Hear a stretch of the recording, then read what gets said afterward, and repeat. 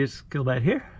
In this video, we're gonna lube the chassis and steering, and this can be a really messy job. So on mine, I got these plugs that keep them reasonably clean, which is great.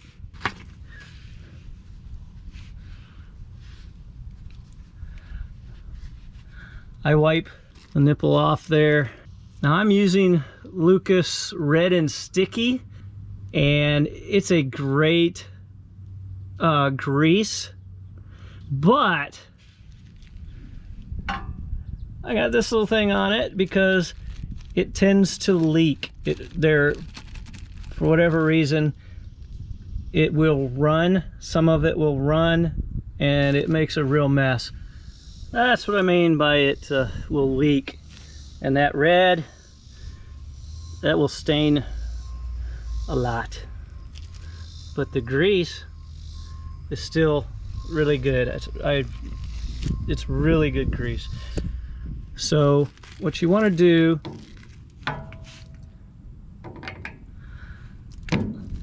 put the end there on the nipple,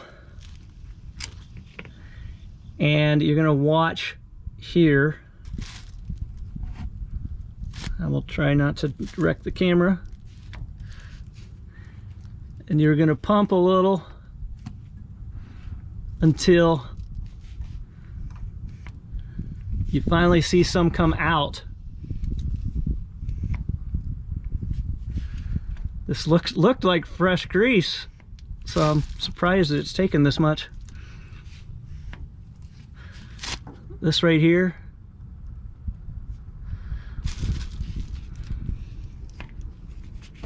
but this is why you do it.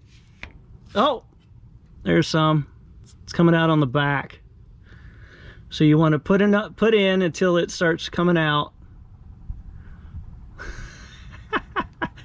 I got a finger full.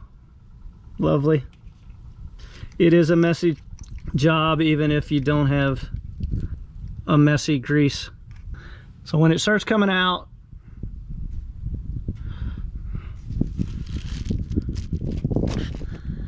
just pull that off, put the cap back on. All right, so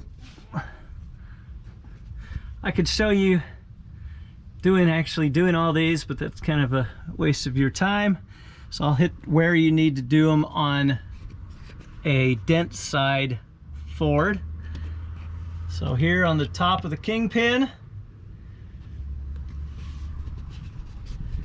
bottom of the kingpin, tie rod end that's at the wheel.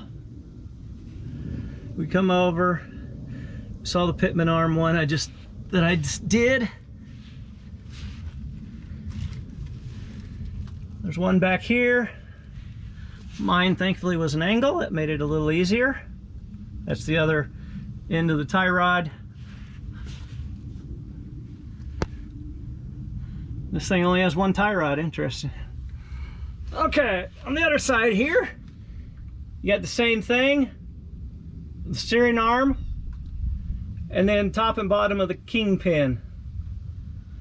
Don't forget your U-joints. Unfortunately,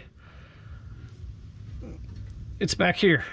So we're gonna have to turn this mark on the drive shaft where the grease nipple is. So when you're outside of the truck, your car, whatever, you can look under and see on the drive shaft where you should have access to grease without having to crawl underneath it. Okay, the one on the back U-joint, you can see it there.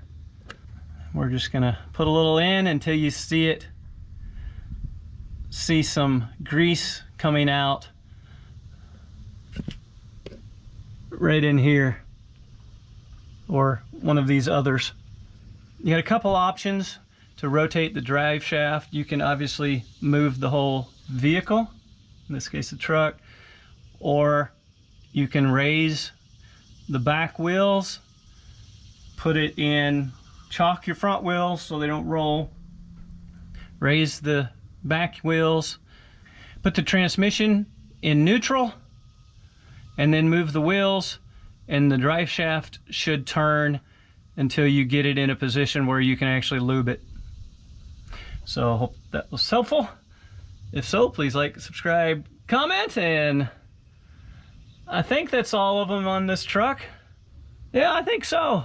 All right, good luck with yours.